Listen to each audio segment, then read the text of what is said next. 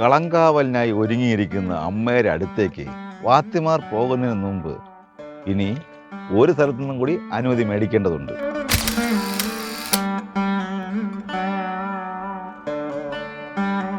കായിക്കരത്തക്കതിൻ്റെ നേരെ കിഴക്ക് ഇരിക്കുന്ന കേളൻ കുലശേഖര വാത്തിയുടെ സമാധി സ്ഥലം.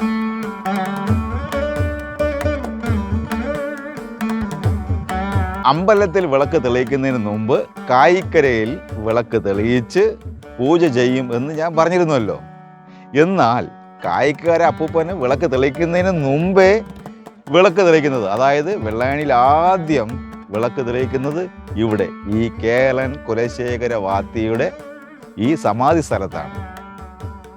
ഭക്തവത്സലയും പ്രിയങ്കരിയുമായ വെള്ളായണി അമ്മയെ നമുക്ക് ഭക്തജനങ്ങൾക്ക് സമ്മാനിച്ച, ദേശത്തിന് സമ്മാനിച്ച കേളൻ കുലശേഖര വാത്തിയുടെ സമാധി സ്ഥലത്തിൽ ആത്മസമർപ്പണം ചെയ്ത് പ്രാർത്ഥിക്കുന്ന മൂത്ത വാത്തിയും ഇളയ വാത്തിയും.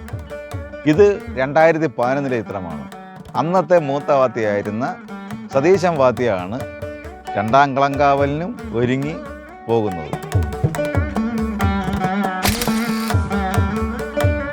മേലെ അണിയറപ്പുരയ്ക്കും കീഴേ അണിയറപ്പുരയ്ക്കും ഇടയിലുള്ള വയലിൽ പ്രഭാത കിരണങ്ങളെ ഏറ്റ് അമ്മ ചെറുഹാരങ്ങളും അണിഞ്ഞ് കമുകൻ പൂവിനാൽ കൊമ്പും കെട്ടി വെള്ളി പീഠത്തിൽ സജ്ജയായി ജനങ്ങളെ കാണാൻ, ഭക്തജനങ്ങളെ കാണാൻ തയ്യാറായി ഇരിക്കുകയാണ്.